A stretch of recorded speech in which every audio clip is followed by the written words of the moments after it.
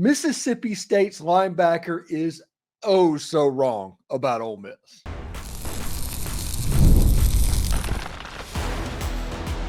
You are Locked On Ole Miss, your daily podcast on the Ole Miss Rebels. Part of the Locked On Podcast Network, your team every day. Hello, Rebel Nation. I am your host, Steven Willis, a 10-year veteran member of the national media and a former staff member at Ole Miss. Today's Locked On Ole Miss podcast, we kick things off by talking about Mississippi State linebacker John Lewis and the most ridiculous thing said at media days, and this was about the Ole Miss Rebels. It's a doozy. Imagine a 5-win team trying to stay relevant by inserting themselves into our college football playoff narrative while they're just hoping for Birmingham Bowl glory. In our second segment, we'll dive into the backfield and discuss my preferences between Henry Parrish, Ulysses Bentley IV, and Rashad Amos. Each will have roles this year, but who will be the alpha running back in the room? And in our final segment, we'll talk about Laran Clardy from Escambia High School, who recently named his top 4. This is the Locked On Ole Miss podcast, your daily podcast on the Ole Miss Rebels, part of the Locked On Podcast Network, your team every day. We're free and available on all the podcast apps and on YouTube. Thanks for making Locked On Ole Miss your first listen every day, and a special hello to the everydayers who make the show what it is. And don't forget to find that second listen on the network. Chris Gordy at Locked On SEC and Spencer McLaughlin at Locked On College Football is in Dallas this week and provides many perspectives on college football as a whole, the SEC, and of course Ole Miss. So check it out.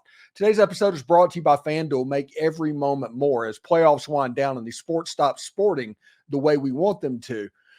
This summer, FanDuel is hooking up all customers with a boost or a bonus daily. That's right. There's something for everyone every day, all summer long. Visit FanDuel.com to get started. So let's get into today's show and just talk about all things Ole Miss Rebels. So I thought today was going to be a relatively calm day.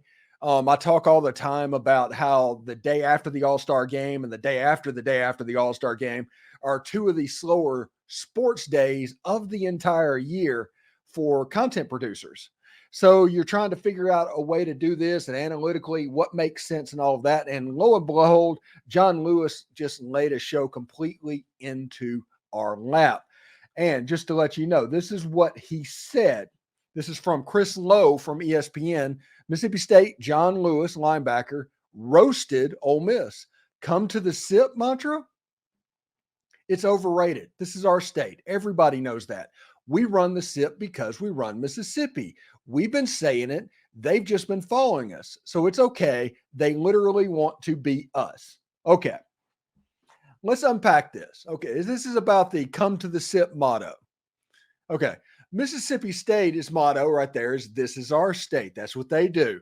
Come to the SIP is not anything declaring ownership. So this is an inferiority complex from John Lewis, and that makes sense because he's won exactly, I think, one time in his time in the rivalry. Okay, come to the SIP is an amazing recruiting tool for Ole Miss. The come to the SIP mantra is fantastic. It's not overrated. It is just rated at this point. But if we're talking about that, Ole Miss wins that. And if you want to get into the fact that this is our state, that argument, this is our state, win some games, Mississippi State. Win them. It's like we talked about in the intro. Do not try and put yourself into the Ole Miss playoff narrative because you're battling for Birmingham Bowl glory if you're lucky.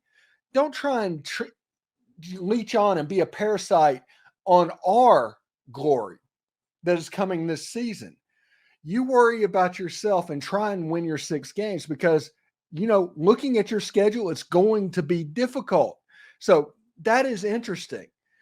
We run the SIP because we run Mississippi. No, obviously you don't. We have been saying it. Well, that's probably true. They are just following us. No, they're leading you significantly at the moment. So it's okay. They literally want to be us. Okay, let's look at this for a second. They literally want to be us. This is him saying that Ole Miss really actually wants to be a 4 or a 5-win team this year just because they're special. This is how the Mississippi State mind works. Just because Ole Miss is on a playoff run. They have a chance for every goal in football that every fan in the state of Mississippi has. they do not want to be a 4-win team. Ole Miss was a 4-win team in 2019, and they hired Lane Kiffin. And then now Ole Miss is in a top 5 team, and we're talking playoff, the star of SEC Media Days, all of that stuff. So no, they literally don't want to be you. And let's not ignore the fact that you are made fun of. Your stereotypes are made fun of by Ole Miss people. So they wouldn't want to be you, period. So just enjoy yourself. Try and get to 6 wins as best you can. And if you look at it, this is the person who said it, John Lewis. He's from Canton, Mississippi. He had 8 solo tackles. So I credit Twitter for this, okay? Ole Miss had more wins last year than he had solo tackles. Period. Ole Miss was an 11-win team last year. Mississippi State was not. Really interesting type stuff. And don't forget also, he's a linebacker. The linebacker coach last year, Zach Arnett. He's on Ole Miss's staff at the time being. Interesting stuff. This was a ridiculous statement, on par with the most ridiculous statements that you have ever heard. It is, look at me. It's attention grabbing. It's a chance to try and make yourself relevant in the news, when in the end, you're kind of a joke. Period. Whenever everybody saw this, and it went out over Twitter, by the way, this was my favorite part. Everybody just like, no matter what the fan base, just rolled their eyes. And they put the gifts up as like, oh, okay, here we go. Because nobody believes it. I don't even think John Lewis believes it. John Lewis just said something so that tweet would go out, and they're going to go and win 4 or 5 games. They're going to pretend like they're building, and we'll go on to next season, same as usual. But this was an attempt for Mississippi State to try and at least leech on to the Ole Miss playoff talk and to the aura that is Ole Miss sports at the moment. Simple as that. So we'll see exactly how it goes. Anyway, coming up next on the Locked On Ole Miss podcast, who will be the most important running back for the Rebels this year? We break it down, the contenders, and what they bring to the field. Stay tuned. I love sports. I love them so much. I never want them to stop. But as the playoffs wind down, we get fewer and fewer games, and the sports aren't sporting the way we want them to. But at FanDuel, they let me keep the sports going whenever I want. All I have to do is open the app and dream up any bets I have at the time when I'm in the mood. Maybe you want to bet on Ole Miss to hit their over-under or go over their over-under of 9.5 this season, or Jackson Dart being at plus 1,500 to win the Heisman Trophy. Now is the chance. And this summer, FanDuel is hooking up all customers with a boost or a bonus daily. That's right. There's something for everyone every day, all summer long. Head on over to FanDuel and start making the most out of your summer. FanDuel is the official sports betting partner of Major League Baseball. Are you watching Fox Sports or ESPN on your TV all day and you have to turn down the volume with all of that screaming and shouting?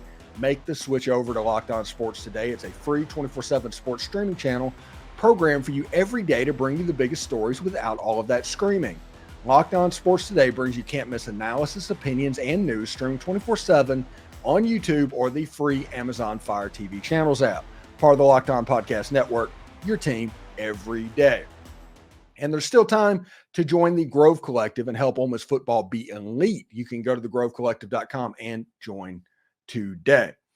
So in the first segment, we talked about the gift that John Lewis gave us with content for a show. But for the second segment, we're going to talk about running backs. And Ole Miss has 4 running backs that are really interesting, 3 running backs that are going to play, at least in the early part of the season. By the end of the year, this could be completely Logan Diggs' room, but him coming off ACL surgery when he tore his ACL in January, it's kind of a quick turnaround. So do not expect Logan Diggs this season. But Ole Miss does have 3 running backs that are at least interesting. First of all is Ulysses Bentley IV. A year ago, 95 carries, 540 yards, 4 touchdowns. Now, if you look at the strengths of Ulysses Bentley IV, you have to go with explosiveness, shiftiness, and he runs really, really hard. If you want to look at negatives of Ulysses Bentley IV, it's that he has had a trouble staying healthy during this time in Oxford, whether it was in 2022 or a year ago. He runs hard enough to where he gets a little bit nicked up. But when he is at his best, He is an explosive back and is what I like to call a plus Jerry and Ely type running back. Really good back. Now, Ulysses Bentley toting the mail. If he was the alpha dog of the room, what would that mean? How would this look like? Now, I think the offense could run very effectively with Ulysses Bentley being the number one option. But like I said, there's going to be 3, period. They're going to roll it back to 2020 and 2021 a little bit. But Ulysses Bentley IV being explosive, I think they're going to figure out a way to use him in specific ways. Now, one thing is that I think that Ulysses Bentley has a really good chance to be a starting back in the system is Jordan Rodgers talking about how Ole Miss is going to go 5 wides more this season. Again, not 5 wide receivers personnel, 5 wide formation. I think personnel grouping, you're going to see a lot to where it's 5 wide, but it's a tight end on the field and there's a running back on the field. They're just shifted out at the wide receiver positions, and Ulysses Bentley is explosive enough to honestly make that very effective, and he has really good hands.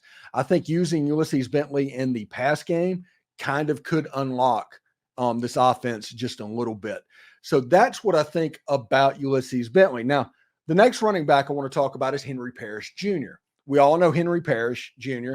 because he was in the backfield in 2020 and 2021. He transferred down to Miami in 2022. He was the leading rusher a year ago with 100 carries, 625 yards, and 6 touchdowns. He is a really good running back. He's not really great at anything. He is really good. He is a keeping the trains running on time type running back. He is going to be very important in the second and third quarter when Ole Miss's offense is just going, because he is really good at everything, but he's not explosive and he is not a grinder. He is just somebody that is going to be really good. He's excellent in the pass game. I think he had 20-something catches a year ago at Miami. He is a good back. His weaknesses, he's not the biggest guy in the world. He's listed at nearly 200 pounds. I don't know if he is that tall. And he was the best all-around running back a year ago that Miami had. So whenever you take those two things and you mix him and Ulysses Bentley IV together, you kind of have the perfect running back as far as what each of them bring. Henry Parrish has been extremely durable. He's done everything that is asked of him. And like I said, he's just going to keep the trains running on time. The third running back that I want to talk about is Rashad Amos. Rashad Amos had 210 carries, 1,075 yards, and 13 touchdowns a year ago at Miami of Ohio. You'll see positives. He's 230 pounds. He is athletic. He is strong. He can provide the thumper that you got from Quinshon Judkins a year ago. The negatives, he did have one game to where he put the ball on the turf 2 or 3 times. Now, if you look at this picture that we have up right now, this is from that game that he also rushed for 200 yards in. It rained like absolutely a madman that night. And because of that, he ended up putting the ball on the ground a couple times. So he has a fumbling problem as far as the bad news, but he doesn't really have a fumbling problem. He just had one bad night. So he is a really good back, athletic, strong. He's a thumper. He'd be an excellent fourth quarter running back, short yardage running back. He is somebody that I'm interested in. I've done a video about him being the key to unlocking this offense because he is another way to take a double team off of Trey Harris, because offensively this season, the whole goal will be to take double teams off of Trey Harris, and Rashad Amos can really do that. Now, the fourth running back that we're not necessarily going to see this year potentially is Logan Diggs. At LSU last year, he ran 119 carries, 653 yards, had 7 touchdowns. Really good running back. He ran really hard against Ole Miss that night. Honestly, ran like an NFL running back. The downside for him is he tore his ACL in January, and it's going to be difficult for him to get back. Now, he might make it back for the playoffs if Ole Miss makes it that far for a playoff run. But early in the season, I would not expect him. I think he is somebody that should be counted on for 2025. And with those running backs like him and Rashad Amos and whoever they recruit to be the three-headed monster in 2025. That's what I think. I think Logan Diggs probably would be the best running back in the room if he was healthy. I would not expect to see him this year. So between the three running backs of Ulysses Bentley, Henry Parrish, and Rashad Amos, who is kind of my favorite? And I think that I'm going to play cop out on this situation a little bit. And I think that depends on what you're asking them to do. If you are up by a touchdown with 4 or 5 minutes to go in the game, Rashad Amos is absolutely the key to this entire offense. And I think Rashad Amos has the most upside of any of the three. I think if you're looking for explosive plays, especially early in the season, when explosive plays are going to be kind of the calling card of the running back, I think Ulysses Bentley IV, as long as he's healthy, can stand out there. But the one you're not going to notice, and probably maybe the most important out of all of them, is Henry Parrish. Do not underestimate how important it is for the trains to be running on time. You want a running back that can kind of keep it going, doing all of this stuff so you can make it work. He did this same job in 2020 and 2021 to where you had the thumper in Snoop Connor, who was a good running back that, got carries, and you had the explosive guy in Jared Ealy. You've got a similar version of that backfield this year. Kevin Smith has basically assembled it again. I think Rashad Amos might be the most important player on the backfield, but I don't think everybody should overlook what Henry Parrish brings, because you need that person that keeps the trains moving. Somebody that you can count on for 3, 4, 5, 6 yards on a play. Whenever you can spell them into the game and they're going to do well. Whenever they can catch the ball out of the backfield, all of that stuff I think is going to be majorly important. I think since I've cut corners and everything, I'm going to go ahead and pick a running back that I am calling for the most important back this year, because I basically just talked about all of them while they're most important. I think Rashad Amos is probably Ole Miss's most important running back this year because of what he can bring long term. So we'll see exactly how that goes. Up next, we dive into the film on Laran Clardy, discover what makes this rising star a potential standout for the Ole Miss Rebels if he chooses to go there. Don't go anywhere.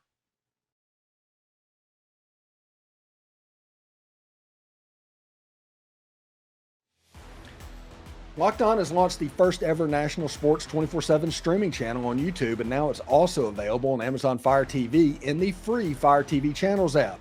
Locked On Sports Today is here for you 24/7, covering the top sports stories of the day with the local experts of Locked On, plus our national shows that cover every single league. Find Locked On Sports Today, now available on the free Fire TV Channels app. Be part of history. Ole Miss is still working and chugging along in high school recruiting, and we've hit the part of the schedule to where it's going to be basically all commitments from here forward. There's going to be some official visits that get brought in during the season. Ole Miss is going to try and kind of get in the game with recruits, but a lot of the hay is in the barn at this point. I talked to Brian Smith most every Friday night, and he has been talking about, okay, this section, we're doing this. And whenever it's this point, it's kind of a shift. Right now, Brian Smith is doing a lot of work on 2026 players, next year's class. And that is because a lot of the hay in the barn is happening or has happened already. Laran Clardy is a defensive back that we've talked with Brian Smith from Escambia High School. Escambia High School is the high school that Emmitt Smith went to famously back in the day. And also, fun fact, if I'm not mistaken, I could be a little bit wrong on this, but I know it was an extremely low number. I think the one game that Emmitt Smith gained less than 100 yards in was against the McGee Trojans. So a little Trojan power down there in Simpson County against Emmitt Smith before he went on to Florida and all of that stuff. But Laran Clardy, if you look at the highlights on him, he is the best player on the field, period. Not even close. It's the best player on the field is Laran Clardy. He lines up at safety. He lines up at wide receiver. If you ask him to play quarterback, he can do that. He can play linebacker. He can play defensive end. Heck, he could probably play offensive guard if you asked him to. He is the best player on the field. And just to let everybody know, when I worked at Rivals, I would go get sent to go videotape whoever these star players are that are in the rankings, just so they would have video of them. A lot of times when I got to the stadium, I would get a program, but I would not look at it. I wanted to watch a couple plays of the game and find that star player. I wanted him to stand out immediately, because my opinion was, if a player was good enough to be at Ole Miss, if a player was good enough to be at Alabama, they stand out on a high school football field. Most guys out there were me. They looked a lot like me. If you're going to play at the college level, you don't need to look like me. So if that player did not stand out, I knew right then that, hey, I need to videotape this to do this, but it's not going to be an extremely important thing because this guy is going to likely fall down the charts. Laran Clardy is a guy that, man, you cut on the film, it just flashes all over the place. Ball skills for days, either at wide receiver or defensive back. He does a lot of free safety stuff, a lot of athletic. He runs the ball extremely well. He's honestly the definition of a true athlete. A true athlete. And normally that's a cop-out in recruiting services, just so everybody knows. That's we don't know where to put this guy category, essentially. But this guy, whenever you look at the film, he just does everything so well, so talented. And you can see how if this guy gets treated right at the next level, he would potentially have a chance to really star. Now, the problem with guys like this, and what people need to realize is, if they do not get located and developed at a single position, you end up with somebody that kind of bounces all over the place and they never quite make it. There is a benefit. There is a true benefit with looking at a guy and say, hey, that guy's a right guard. Hey, that guy's a quarterback. Hey, that guy's a wide receiver. Because that certainty means they're going to be developed with certainty. So the danger in a player like this for a college like Ole Miss or Mississippi State or Washington or UCF, any of his Final Four, wherever he ends up, is if he gets moved around and starts bouncing, a little bit of Miko McSwain can happen. Everybody remember Miko McSwain? He's a guy out of Richton, Mississippi back in the day. Super athlete, amazing athlete. He was at Ole Miss whenever I was there. And he ended up playing running back because he had to play running back. But Ole Miss didn't know where to put him. He was such a good player. Do you put him at safety? Do you put him at linebacker? Do you move him over at wide receiver? How about running back? What do you do with this super athlete? And Ole Miss could never quite figure that out. They just bounced him around, and because it took so long to figure that out, his development was stunted a little bit. That is the problem with these super athlete type players, that you can see they have all the ability in the world. He's the best player on the field. Not even close, the best player on the field. But you have to determine right now, whenever you look at the film of this player, is he a wide receiver? Is he a safety? Is he a cornerback? Because in high school, the kid can do whatever you ask him to do. But how do you maximize his ability at the next level? And that is something that Kelvin Bolden and the Ole Miss player personnel department is really good at identifying and knowing exactly what to do with these players. Miko McSwain under the Lane Kiffin staff would not happen. It wouldn't. They would know exactly a plan for this player and to maximize his ability and to help Ole Miss. So Laran Clardy has all the talent in the world. Unbelievably talented football player. He is going to go to a university, one of the four. His Final Four is Washington, UCF, Ole Miss, and Mississippi State, which congratulations to Mississippi State for getting into a recruitment. But he is going to find a place potentially at Ole Miss to where they're going to develop him. They have a plan for what he is going to do. And honestly, if you had me guess, Ole Miss is recruiting a lot of guys like him for the safety position. I can see a situation that Pete Golding is looking at these safeties that he's recruiting. He's like, yeah, I like him. I like him. I like him.